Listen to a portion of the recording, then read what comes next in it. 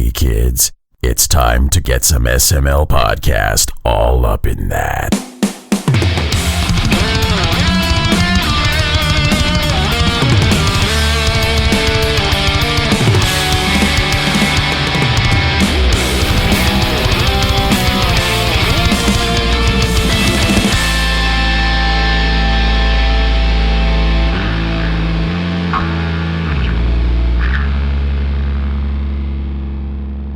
What's up, everybody? This is the SML podcast. I am your host, Joe. Joining as usual, Cole. How are you doing? I'm roasting away. I am basically basting in my own sweat. There's a heat advisory. It's horrible. It's in like my house is in like the high 60s right now. It is gross. It is disgusting. We don't have central air conditioning. We only have window units. we only have window units too, surprisingly. Yeah. And we have some good window units. If you can hear whenever this comes out, whoever listens, if anybody listens, no one listens. If you can hear my air conditioner, I'm not even fucking sorry. Joe, you need to hit the button on Twitch, I think. It's just got the cats. Oh, it's just got the cat. Whatever. Like that matters. It matters to me. Damn it. I put in the effort. Proud of you. We have a window unit, a large one in our living room, but we have a small one in our bedroom, and 2 nights ago it died. No. And it's so ungodly miserable in there. I hate it. I hate everything about it. That I think tonight I'm going to ask David if we can sleep on the pull-out couch in the living room. I don't think I can sleep in there tonight, as hot as it is. He spent all day today looking for air conditioners and couldn't find one. I don't know what the fuck we're gonna do. It's miserable. They were out of stock everywhere. Cause of course, it's fucking heat wave. Got to 103 today in redneck land on top of a mountain. That is beautiful. Fucking hot. So, that is gross. That is very, very gross. Games happened this week. Games did happen this week. There was some crazy news this week. I think the big news that has a lot of people talking is that Sony has invested $250 million into Epic Games. That's a hefty chunk of change. That's the money. Now they have a minority part in the shareholdership, and I don't particularly want to see that relationship grow. That is not a healthy turn of events right there. No, not at all. Epic Games has been making some anti-consumer practice decisions, and Sony has been doing the same, and it seems like if they combine their evil forces, they'll grow even more evil. Yes, and I would like for them to not do that. Yeah. I mean, at this point, Sony only has a 1.4% share of the company, so it's not like they own a big chunk. Not like they came in and bought 40% of the company like Tencent did. Yeah, that's true. So. It is. I mean, just because it's small, though, doesn't mean it's $250 million is never an insignificant amount. So, I mean, it's hard to be like, oh, it's just a small amount, and not be like, I'm going to keep my eye on you, too. It's like when the 2 schoolyard bullies decide to play nicely. You're like, what the fuck are you assholes up to? Something's going on. Something is going on. I'm watching. There are shenanigans afoot. Exactly. I don't know. It may be mundane, but it's just... I know a lot of people are already very, Epic is horrible, and I'm pretty moot to Epic. Like, Steam needed some kind of competition, so at least I'm supportive of Epic in that regard. Yeah, competition is good. Always in the marketplace, competition is good. And so I don't always necessarily agree with everything that Epic does, but at least in the sake of, hey, their competition, that's a positive. But I find that I'm concerned if Sony and Epic join their anti-consumer ideology together just right, we'll get a healthy little synergy of bullshit. And I would just assume not. Yeah, I could see that happening too. I'm not saying it's a guarantee it's going to happen. I'm not being a reactionary or anything. It's just there's potential for fuckery, and I don't like it. No. Anyway, that's my opinion. Some happy news. SUPERHOT Mind Control Delete is coming out July 16th. Isn't that good news? It is just around the corner. News. And even better news, it is free for the people who bought SUPERHOT. I got robbed because you have to have bought it. Yes, it does not count for people who got it through Games with Gold or through the Epic giveaway. But if you paid money for it, you should be getting Mind Control Delete for free. I get it. It's just also kind of crummy. Like, I get it. And I'm not going to say anything overwhelmingly negative. It's just that I was like, man, that sucked. Well, the good news is I believe you still have until the 16th to buy SUPERHOT to get both games. That is true. So you can get on that. You have not. Yeah. Yeah. But yeah, Mind Control Delete. You enjoyed that in your preview, didn't you? I did. I really did. I'm a little confused if it's being marketed as a sequel or if it's being marketed as an expansion. I've seen some people say some different things, and now I'm like, I'm pretty sure I played it as its own standalone thing, but yeah, I thought they were treating it as its own separate game.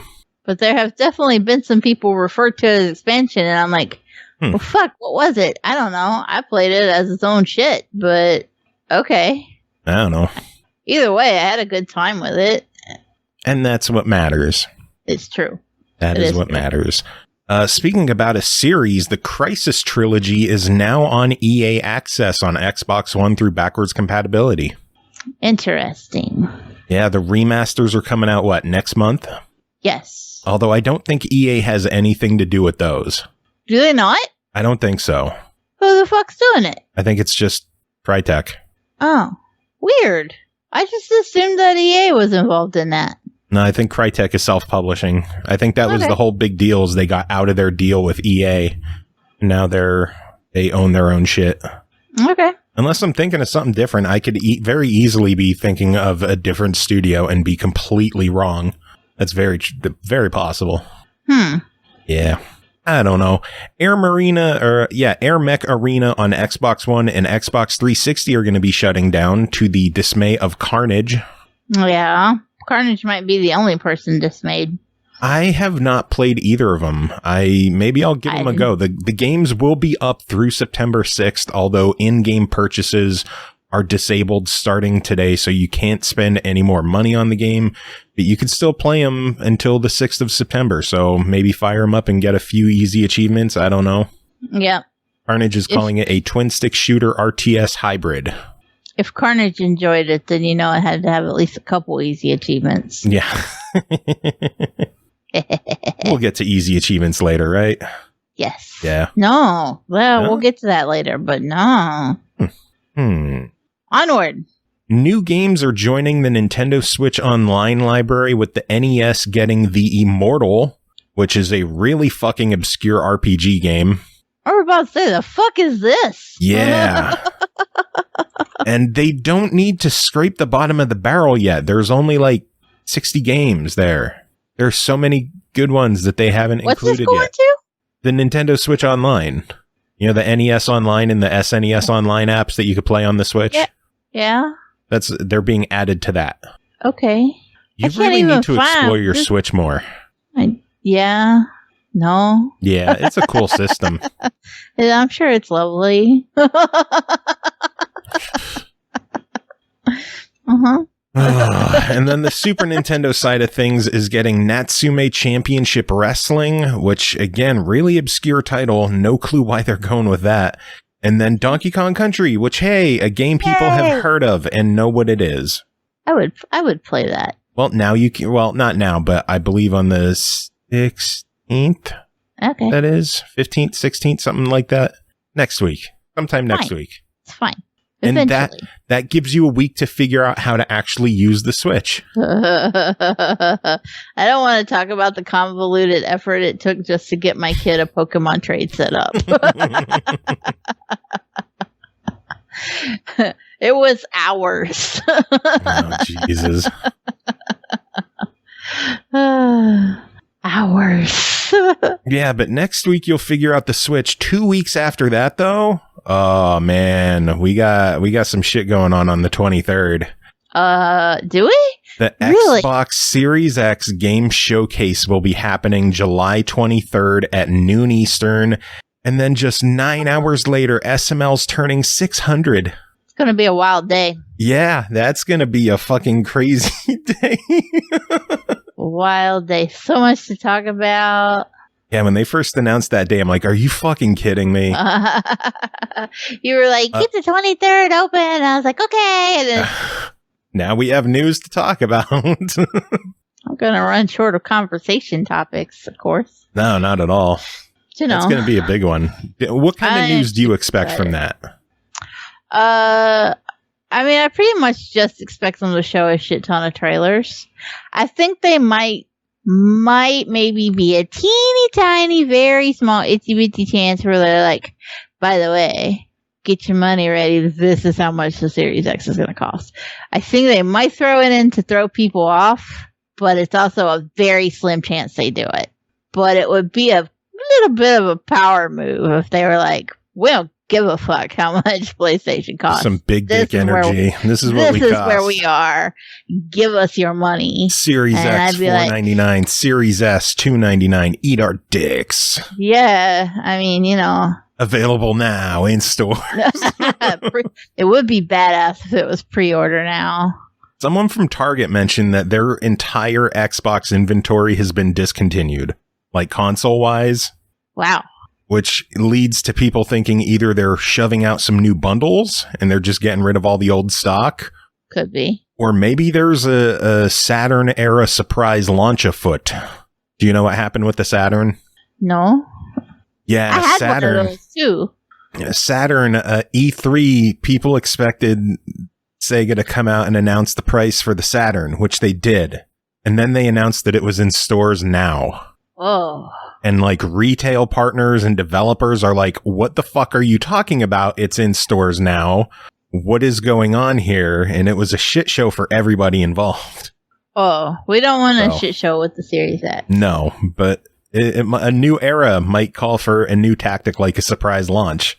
If nothing else, maybe a surprise game launch, because apparently Battletoads was rated in Brazil this week. Oh. Yeah, so maybe a surprise launch on the 23rd? That would be very big dick energy. Yeah. Root Beer's My Jam says that for June, Xbox sold 40 units in Japan. Yeah, oh my God. They just don't sell well in Japan. They're never going to. Well, and you take it into consideration that Xbox is made in America. It's an American-owned company. It's based in Seattle. They're not batting for the home team when they're in Japan. And that's fine. I'm not looking for a system that is, I'm not buying a game system because it's loaded to the gills with JRPGs. True. I like Microsoft and I like the Xbox because I like the ecosystem. My account is on my Xbox and it's on my computer. And I can play games on the computer and it shows up on my account on my Xbox. And then I can go back and forth between the two. And I can play my Xbox games on my computer when my husband is hugging the Xbox to play goddamn SnowRunner. Sounds like you have a vendetta. A little bit. I like that I can stream my Xbox games on Twitch and I don't need a capture card. Yeah. Then again, you could do that with PlayStation as well, to be fair. Can you? Yeah. The motherfucker, the point of capture cards. For people who don't want to just use the onboard streaming apps, people who want overlays and all that fun stuff. I don't use the app either. Oh, you mean streaming to computer? I stream the Xbox to the computer, and then I use OBS to capture it from the computer. I don't know if OBS works on the PlayStation app. I'm not sure. I've never tried it. Yeah, I can do that, and I have no complaints, and I'm like, this is fine. Yeah. I will say that, and I found the same issue that Root Beer is talking about in chat with the UI being slow. I found the same issue to be true with the 360 right before the ones came out. that I was consistently annoyed by it being slow. Yeah, everyone talks about how great the 360 UI is. I'm like, motherfucker, have you played one recently? Slow. And I find that, I get annoyed that the console is slower. And it's also worse because I have an S, and that's actually going to factor into a review later. That I'm pretty sure this is a problem because I have an S. But, I mean, that doesn't take away from the fact that I enjoy the ecosystem, and I enjoy playing my Xbox games, and even if I'm playing them on the PC. Gotta get them achievements. You and your fucking achievements. Well, you're going to be able to get some more achievements in Kingdoms of Amalur Re-Reckoning, which was given an official September 8th release date. I thought it was supposed to be August, but it sounds like September 8th is the official set-in-stone date for Xbox One, PS4, and PC. And some even crazier news, there's a new expansion coming for the game next year called Fatesworn. Oh, damn. Yeah. I'm not gonna lie, I thought that it was further out than that. I didn't realize it's coming out in September.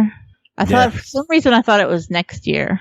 Nope, remaster in September and then Fatesworn next year sometime. That's not bad. I can't believe that not only are we getting a remaster, but they're making new content for the game. They better increase the goddamn level cap. That's all I'm saying. My biggest issue with Kingdoms of Amalur Reckoning was that I hit max level before I finished the game. Oh, no. And they had 2 pieces of DLC for it. Oh. You are not getting a bump up in that. They're just going to be like, deal with it. This is what you get. No, they better increase the level cap. That's the one thing I need from them with this system. Oh, look at you cheering 100 biddies. Yeah. What was that for? I don't know, because I had them. You just want to hear wet pancakes, don't you? Yes. Wet pancakes! There you go. We could have Mark Hoppus talk instead. Come for the streaming. Pinky. Stay for the hot takes on wet pancakes. There we go.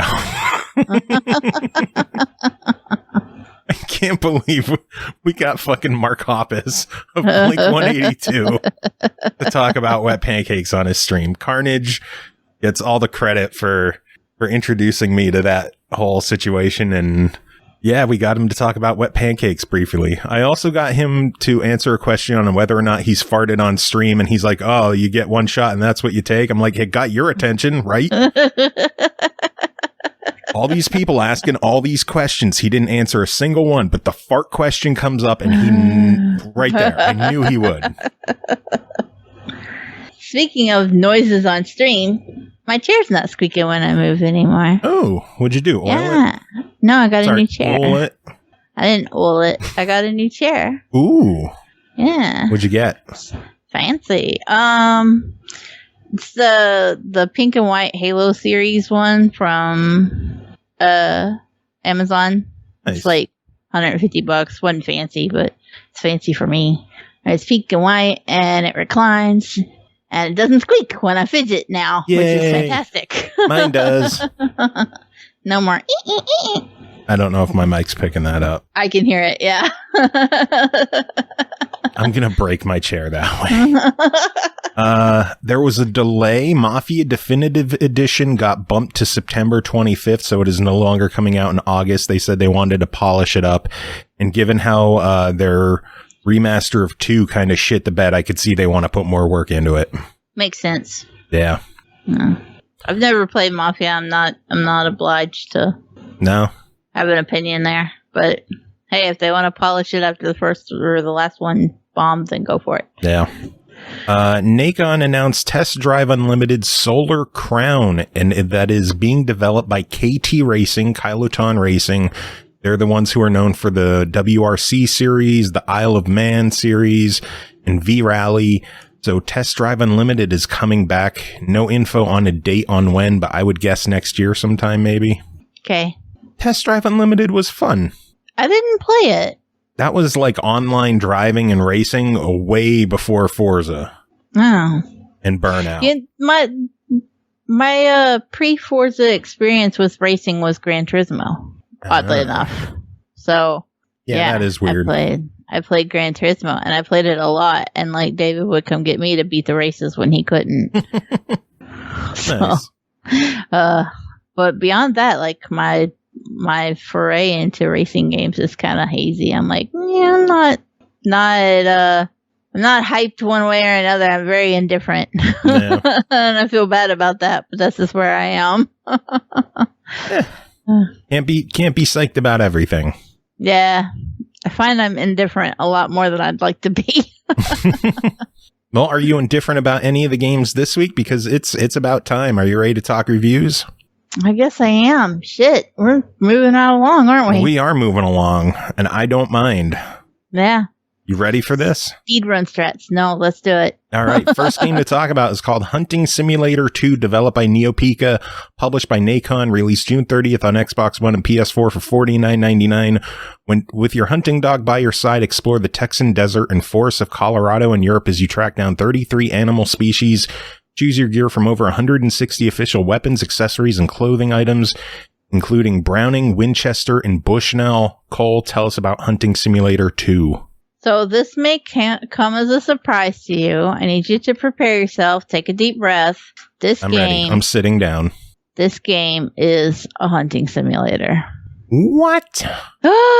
Spoiler alert. I know. I'm really sorry. Nobody was expecting it. But yeah, you have a gun. You're going out into the great outdoors, and you're going to shoot shit.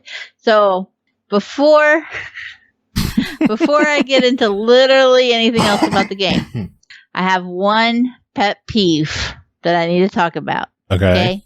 Everybody watches Bambi and imagines that's how hunting goes. That dude just walks into the forest with a gun and starts blasting at whatever's there, right? And that you remember like the scene from Bambi where like there's the fire raging and the hunters and the dogs are snarling at everything. That's what people think hunting is. Okay? That ain't how hunting works. No, not at all. Okay. I'm not even a hunter, and I know that's not how it works. There's so many people I've had to deal with in my life who think that that's how hunting works. It's not. And actual hunting is a lot more subdued, quiet, slow, fucking slow. Okay? Even in games, it's fucking slow. But there are rules. And I want to say that for the most part, Hunting Simulator 2 does a good job at tying you to those rules. I got a fine because I took too many shots to kill an animal. If you don't bring it down in 2 bullets, you're paying for that shit. Wow. So that's something to take into consideration. How into the simulator element are you willing to get in a hunting game?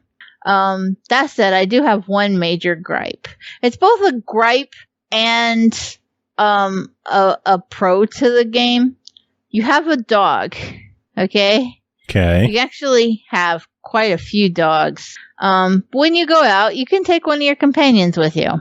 And you can have a beagle, you can have an Irish setter, you can have a Labrador retriever, and you need to train your companions to help you hunt, which is great. This is one of the first hunting simulators that I have played, and I've played a lot, as wild as that sounds.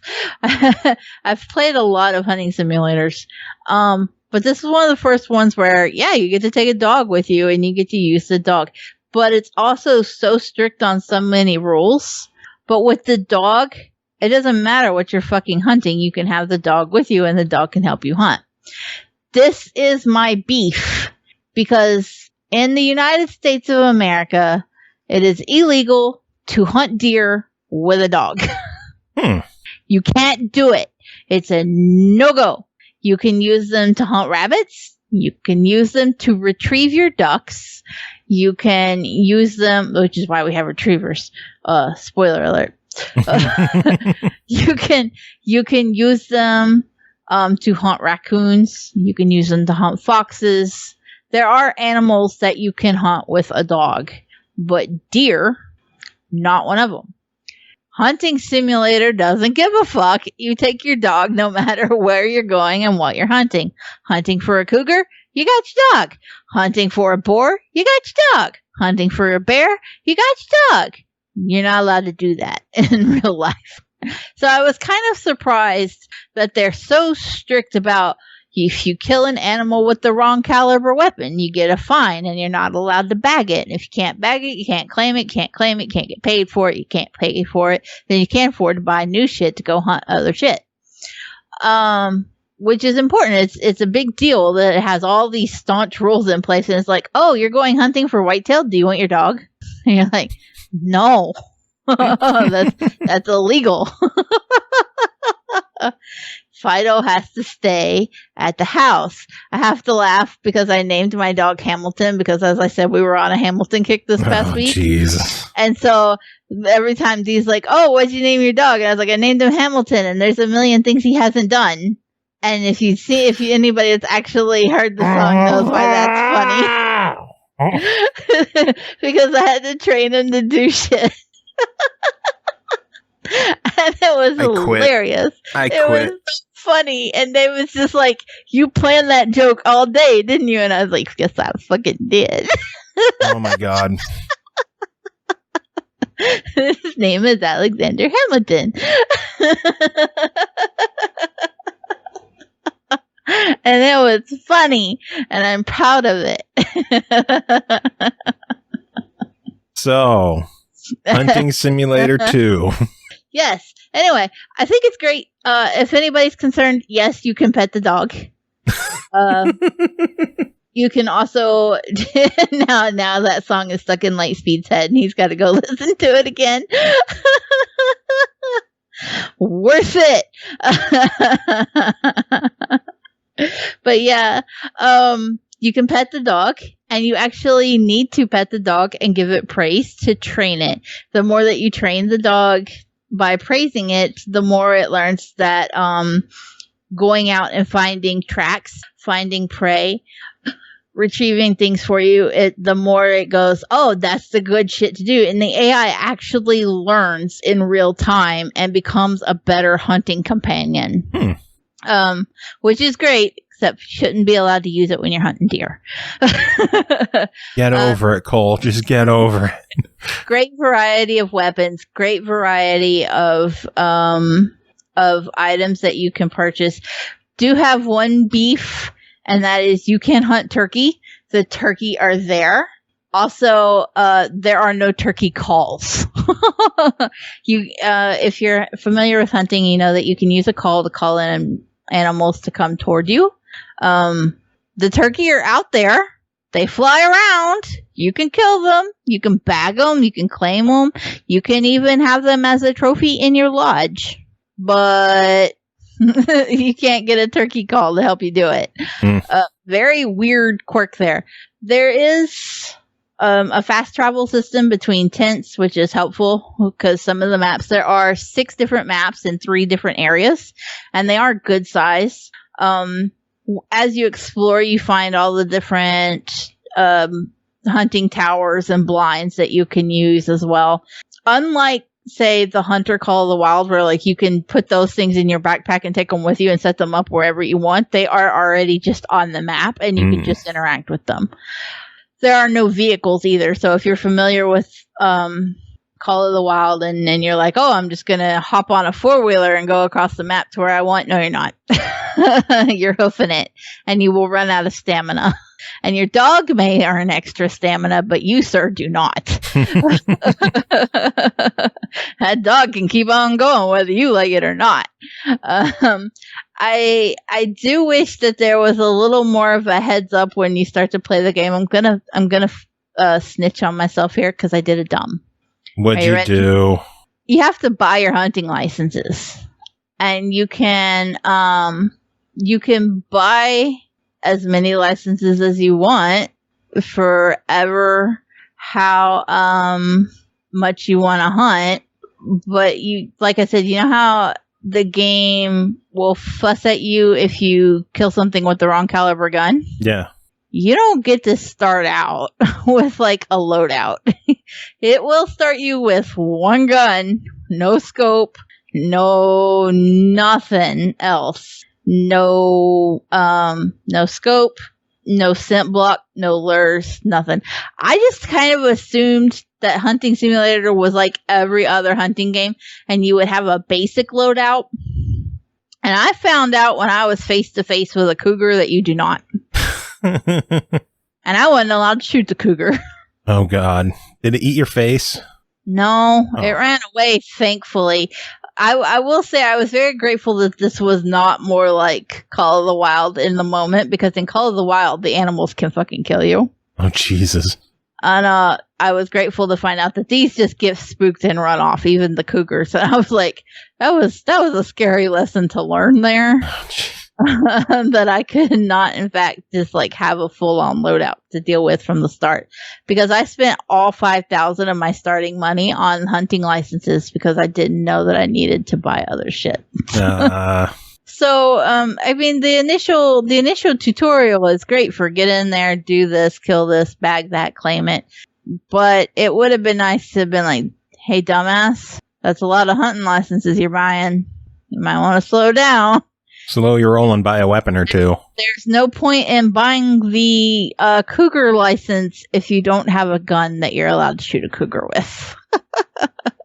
So I've done a dumb.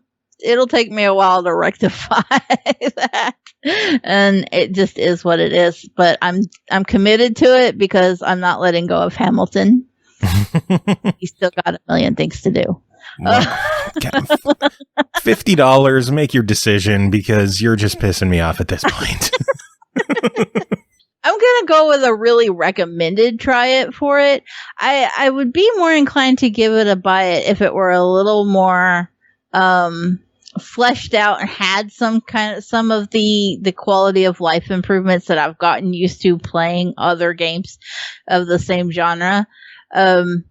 Although I will give them a huge bonus point markup for having the dog, and the way that they've done the AI for the dog is fantastic. And so that's definitely something that I give them credit for. There's so many games with AI companions that are so fucking awful. Yeah. Clearly all of their research has gone into how to make the AI dog companion in Hunting Simulator 2 viable. And they did a really good job. Like I was surprised at how in the early beginning stages of training my dog, it would walk right past very clear and present tracks that it should be analyzing, and I'd have to call it back and say, no, look, pay attention to this. And then as it got better, it would find tracks on its own. It would find birds it could flush out on its own without me having to point out every little thing. It was really neat to see the dog gradually learn and get better. That's cool. Yeah. So that's definitely the hallmark of Hunting Simulator 2 over other games of this genre. So no cat companion, Lightspeed is asking. No, I don't know anywhere in the world you would take a cat hunting, because cats don't give a fuck what you're doing. It would just knock all the bullets off of your table. It would start chewing on the bullets. Let's be honest. Like it would piss in your cot because it was mad you took it out there. Oh, God. All right. Next game to talk about is called The Otterman Empire, developed and published by TriHeart Interactive. Released July 2nd on Xbox One, Switch, and Steam for $23.99. An intense quick-fire party shooter with jetpacks set in a world where otters rule. You must gear up, strap on your jetpack, and travel across the galaxy in havoc-causing party game mayhem. With rapidly changing game modes, 8 customizable characters, and game-changing hazards, no round of the Otterman Empire will ever be the same. Cole, tell us about the Otterman Empire.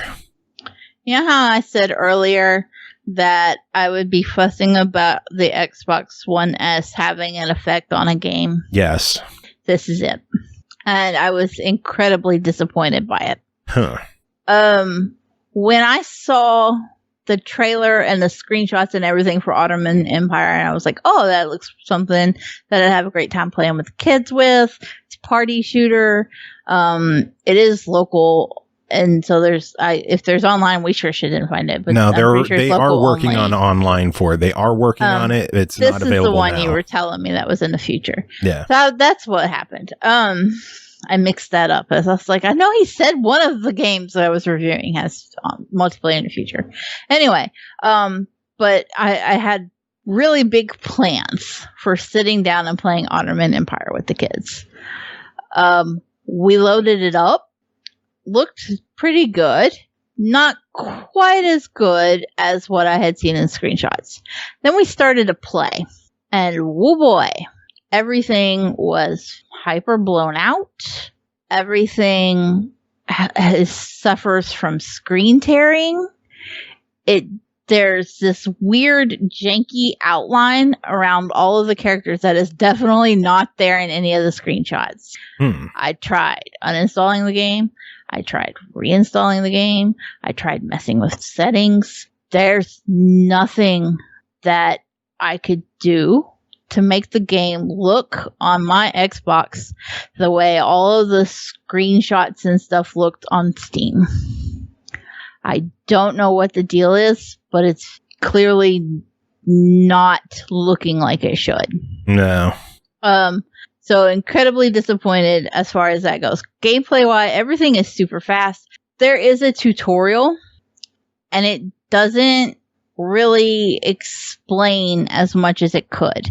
The girls were very lost. I was like, okay, shoot shit, But the girls were kind of lost on why they should be shooting things. What was the actual objective to go after? How were they supposed to? They were like, okay, we know how to get close to the water. We know how to refill our blasters and take our water and take in. And those kind of things were easy enough for them to get, even for number 3. But the actual logic behind the campaign and the story mode and what they were trying to do was just kind of, it was a haze, and we never really understood it or what the point of it was. And I was very surprised that this was our experience with Otterman Empire. The girls gave up on it after 20 minutes. Ouch. And I was like, are we doing something wrong here? Because when I looked it up on Steam, all the reviews are very positive. It's got 8 out of 10 on Google. And I'm like, I don't understand. I'm not sure what we've done, and the only thing I can attribute it to is it's just not optimized well for the S, and that's really hampering everything about it for us. Maybe if you're playing it on an X, it looks better. Maybe. I didn't make the joke. I saw light speeds. Son of a bitch. Lightspeed Halo in chat saying, so you're saying you should check out Otter Party Games. Is that the truth here? I mean, I feel bad outright just shitting on the game because there's clearly some really good ideas and some gameplay involved. But because of how poorly it's funded. Lord, I was reading the screen. How poorly it's ported to the series, the 1S. It's not ported in a way that it can keep you into it and keep you playing it to actually see the good that's there. That makes me wonder how it performs on the Switch. Yeah, I'm a little concerned because it didn't look anything like what it had been presented on the Steam version of it. And so I was like completely blown away that it was so far off that the with the character creation and everything, I was like, there's so much right here, but it's just lost when you can't even see what you're doing half the time because the visuals are so out of sorts. No. Well, $24, we do need a verdict on it. I'm gonna have to give it a deny it at this time. One of my children has just left the room after being told not to. Go on, go get your water. Go on. But I don't know what the deal is with the port. We were playing co-op campaign. There is a versus mode. We couldn't even get the versus mode to work because it wouldn't recognize our other controller. Weird. I don't know. We tried the other controller on other games and it was fine. But something about Otterman Empire, it wouldn't even It was like, what controller? You don't have a controller. We don't see a controller. And I was like, boy, there are clearly some issues here that we need to work out before I could give this game a higher rating. I'm sorry for it. If it sounds like it's a game you're interested in, despite my complaints, I would recommend, if you're into party games, at least checking it out as far as that goes on another platform. But where it's at on the 1S, I can't give it a buy it in that state. All right. Well, next game to talk about is called Creepy Tale, developed by Deqaf Studio, published by No Gravity Games, released July 10th on the Switch for $9.99. Find out the dark story that befell the once calm and peaceful forest, turning it into a terrifying place filled with otherworldly evil. Solve the secrets of the forest and save your brother. Cole, this sounds like something you would cover, but it's not you. It's not me, No. because I can't put scary games on the Switch or I'll scare number 3 and she has nightmares enough as it is. So this one goes to our friend Surlyna, who says, "Greetings, SML friends and fam. It's Surlyna, and this week I'm reviewing Creepy Tale on the Nintendo Switch, developed by Deqaf Studios. Creepy Tale centers around two brothers who, while innocently picking mushrooms in a forest, find out that the forest isn't what it used to be, and mushrooms are now the least of their problems. Let's get on to the review. I have to say this game is 100% right up my alley. It definitely lives up to its namesake and is creepy as hell. The atmosphere is quite perfect. Everything is minimal but done well. The music is soft but has meaning for everything you do or don't do. Every move, every rustle, every action has a discernible sound, and I couldn't be more pleased with that. The art direction is interesting. It's 2D and uses muted tones primarily. The game uses color incredibly well, though, as there are instances where colors will pop out at you begging for your attention. It's a very nice storytelling mechanic. I wouldn't say that everything was ridiculously detailed in Creepy Tale, but I will say that what needs to be detailed is very detailed very well. After all, I don't really care about how many lines are on a leaf. I care more about the monsters trying to kill me. With that, let's move on to the gameplay in this story. I don't want to give too much away story-wise, but you play as a brother who basically has to find out what's happening around you. Your brother literally gets snatched in front of you, and it's a mad dash to figure out how to save him. The way the game tells the story is absolutely amazing, however. There's no talking, there's only atmosphere and action, and I love it. Your controls are minimal, you can jump, you can move, and you have an action button which does a lot of things depending on what you have to do. From there, the game lets you figure it out. Deep down, this is a puzzle game, albeit very well hidden. You have to figure out how to get things done in order to progress. Get used to dying while you figure out how to do stuff, but the game will reload very near to where you died, saving you from having to do certain sequences over and over again, and I appreciate that. Now to the downside of the game, and it's a doozy. The game is short. Like, short. I was able to finish it in an hour and a half easily. I like compact game experiences, but I was hoping for a bit more out of this one. It's probably because I didn't want it to end, but I don't think it needed to. Creepy Tale is available on the Switch for $9.99, and should you buy this one? Yes, you absolutely should. Yes, the game is short, but that shouldn't stop you from enjoying the story, art, and music. It may be a small package, but it is a complete one. And let's all forget, it's not the size that matters. I like it when those point-and-click-ish type puzzle games like that are shorter. Yeah, I don't mind a short game. If a game is good, a game is good, no matter how long it is. Yeah, that's And I ain't got a lot of time on my hands anymore. I tend to think of like Nordlicht and what was that other one I played not too long ago? Luna.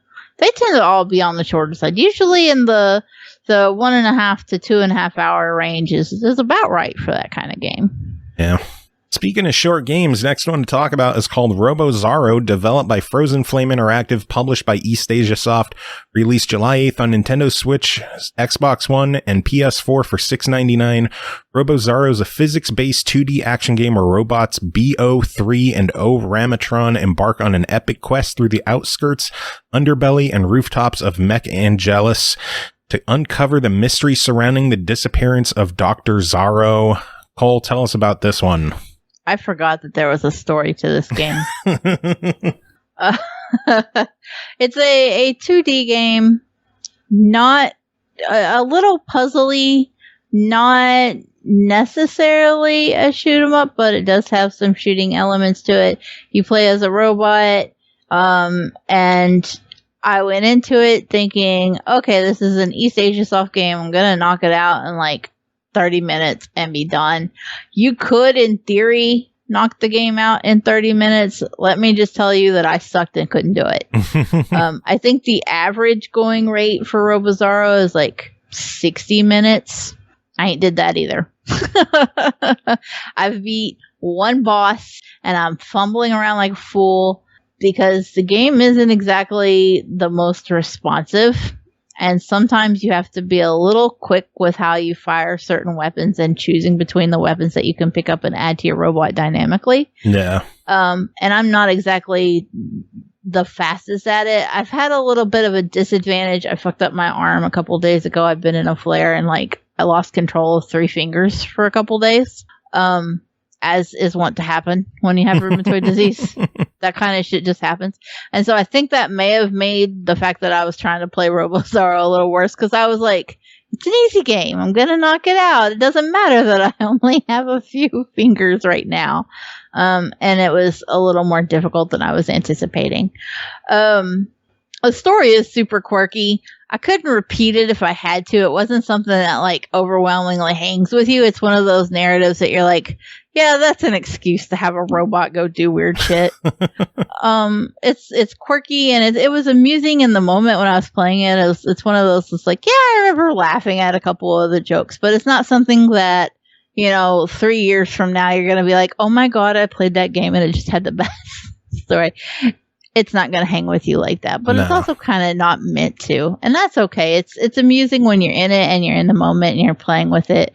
You're like, okay, I can laugh at that, but it's such an odd game that it looks very much like it was not necessarily drawn in paint, but it's not finely precise art either. Yeah, it's that happy in between. It's got some quirks to it, but it kind of just adds to the aesthetic more than anything because you're like, the whole thing is just kind of quirky and unpolished. Yeah. And not in a bad way, just in a that's what it is kind of way. I don't have any overwhelming complaints. There were a few times where the controls probably could have been a little tighter, but it wasn't also anything that was so I'm tired and I haven't had my meds. The accent's falling out, okay? Gotta put my redneck back in. Well, before it gets too out of hand, $7 on Robozaro. What are you thinking? $7 if you're looking for something a little quirky, a little different. If you're looking for something to get you some quick achievements. If you're not looking for something that's going to change your world, then I think it's plenty fine for it. I don't necessarily think it's a fuck it, why not? Because a fuck it, why not implies that it could have been better, but it could have also been a lot worse. Although then again, maybe Robozaro does kind of fall in that line a little bit. It could be smoother. See, I put fuck it, why not just above a try it. Yeah. In between try it and buy it, because it's something that you would normally try it, but it's cheap enough that fuck it, why not just buy it? Yeah. I'm not going to tell you should break your neck to run out and get this game. But it's fine for what it is if you've got it. So maybe a fuck it, why not does fall for it. Works for me.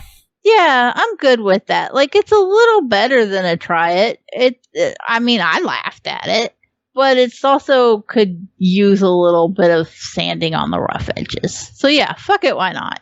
Yeah. Speaking of sanding on the rough edges. Oh Lord, what did I just segue into? You know what you segued into, and we've got Dark Mika joining the show. You know shit's about to get crazy.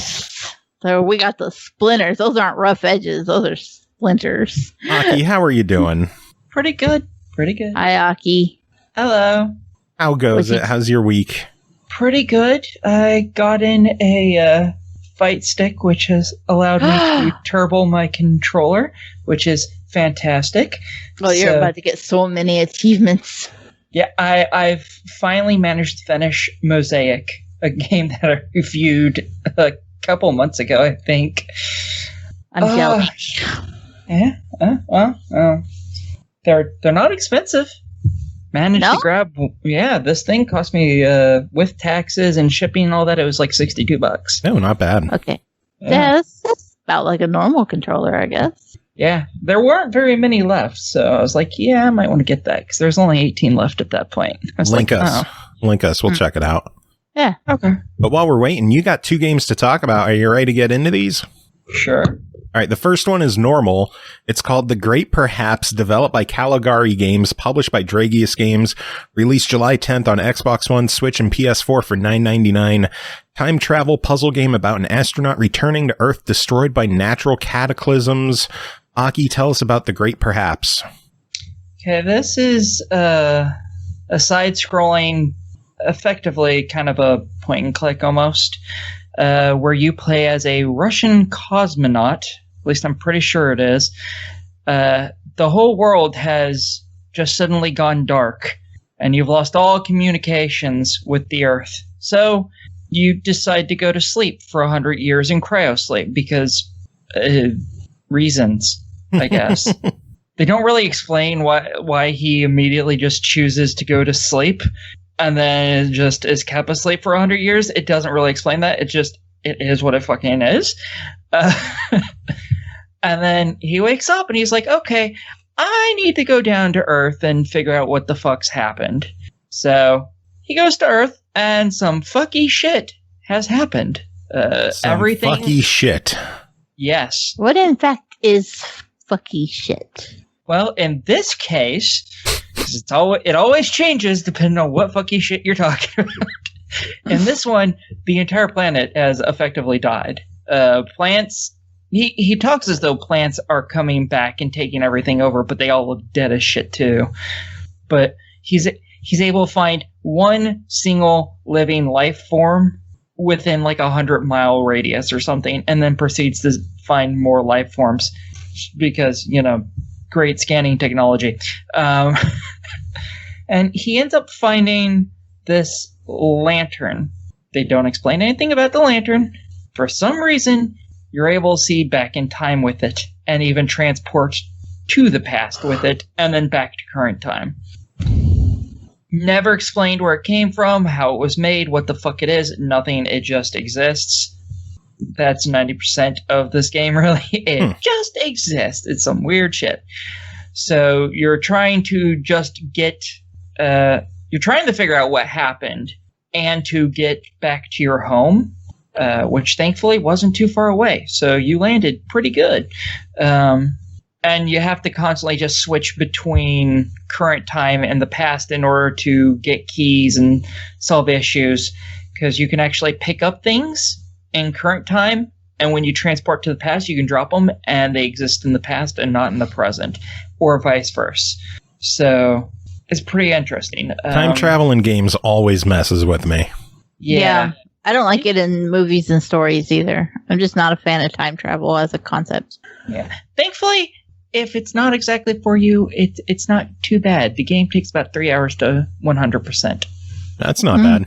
Yeah. We're just talking about short games with RoboZaro and Creepy Tail. Yeah, everything I have is short too, so it works. Well, $10 on The Great Perhaps. What do you think? I think it's pretty good. I think it's worth it, yeah. Go ahead, go out and buy it. And if it's not your thing, it's only 3 hours of your time. There you go. All right, final game to talk about tonight is one more episode of SML After Dark as we talk about Hentai Mosaic VIP Room, developed and published by Lil Hentai Games. It released April 2019 for 99 cents on Steam. Beautiful anime girls and scrambled mosaics. Who knew both of those things come together? So it stops there. Aki, tell us. Oh, shit. Remember my last review? Yeah, this is another one that I don't particularly care for because it's just the mosaic game. You just flip the things to solve the puzzle to show a picture. That's all it is.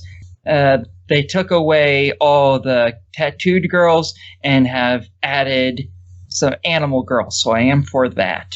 That's always great. What? Didn't know you were a furry. I'm not a furry. There's a difference. Sure. Anime cat girls are humans who have a couple animal characteristics. Furries are animals that have some human characteristics. There's we are not getting into this. Tell us more about the game. that was Furries. entirety of the game. You I'm told us sorry. about the game. Literally, there's no story. There's no really anything in it. Again, the characters, I believe, talk a little bit while you're solving it, but it's just the same generic lines over and over and over that don't matter. I guess the only question is titties. Lots of titties. Nice. Lots of titties. Lots of uncensored vagina, too, which is Ooh, not bad. Yeah. Yeah. that's the after dark part. Yeah. Bow, chicka, bow, wow. Yeah. No censoring in this one, which is nice. Thank you, Steam. Yeah. Most of these games seem not to have censoring in them, which is nice. It's censored only until you solve it, and then it's uncensored. Nice. Yeah. Got to make you work for it. Yeah, you got to earn them titties. And Actually, the vajayjay. titties are actually very easy to solve. It's the pussies that are a little difficult. Oh my lord! All right, 99 cents on VIP room. What do you think? I mean, if you're looking at this game and you're like, do I want to buy this or not? Clearly you do. You're just trying to justify it. So if you're looking at this and you're like, should I buy it? Should I not? Obviously, you do. it. Perverts. Yeah, exactly. Do it. Yeah. All right. Well, that is it for this episode. After editing, this might be under an hour. Woohoo! What?